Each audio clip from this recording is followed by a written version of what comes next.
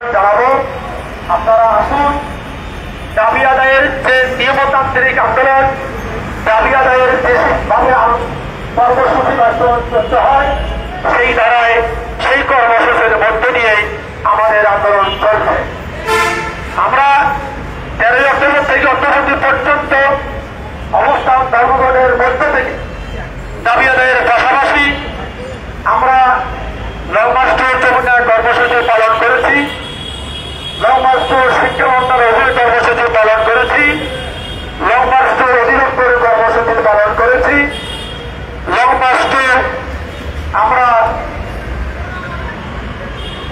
এই কর্মসূচির পরে দাবি আদায় না হয় আমরা আমাদের দাবি আদায়ের লক্ষ্যে বিগত কর্মসূচি এবং আমাদের কর্মসূচির চলমান অবস্থায় শিক্ষকদের উপরে অতর্কিত লাঠি হামলা, লাঠিচার্জ, ফাউন্ডের জল কামানের যে হামলা হয়েছে এর প্রতিবাদে আমরা বিক্ষোভ মিছিল করেছি। সেই আন্দোলনের ধারাবাহিক অবস্থায় এখনো আমাদের দাবি আদায়ের লক্ষ্যে আন্দোলন শিক্ষকরা তাদের জন্য অনর থেকে এখনো অবস্থান ধর্মঘট চালিয়ে যাচ্ছে। পাশাপাশি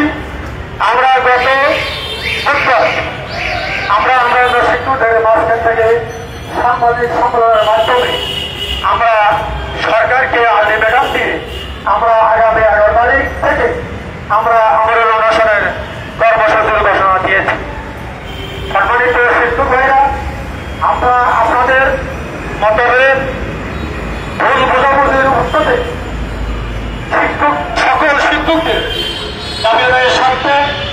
আন্দোলন সফল করার লক্ষ্যে সকল শিক্ষক ঐক্যবদ্ধ হয়ে কাঁধে কাঁধ মিলিয়ে সকল শিক্ষকের নিজ নিজ শিক্ষকতা পেশার বাংলাদেশ মাদ্রাসা শিক্ষা বোর্ড কর্তৃক স্বীকৃতপ্রাপ্ত অনুদানবিহীন সকল স্বতন্ত্র ইবতেদায়ী মাদ্রাসা শিক্ষক যারা রয়েছেন তারা কিন্তু 28 জানুয়ারি 2025 তারিখ সর্বগতি পর্যায়ক্রমে জাতীয়করণ ঘোষণা দ্রুত বাস্তবায়নের দাবিতে বিক্ষোভ করে আসছেন এবং এর আগে যমুনা অভিমুখে তারা পদযাত্রা কর্মসূচি ঘোষণা করেছিলেন এবং এরপর থেকে যেখানে সেখানে পুলিশের লাঠিচার্জের ঘটনা ঘটে এবং বিক্ষোভ কিন্তু বাড়ে এবং এরপর তারা অবস্থান ধর্মঘট করে এবং আগামী 11 তারিখের পরে তারা অনশনে বসবারও কিন্তু ঘোষণা দিয়েছেন প্রেস ক্লাবের সামনে। এখনো তারা 27তম দিন অবস্থান ধর্মঘট তারা কিন্তু চালিয়ে যাচ্ছে।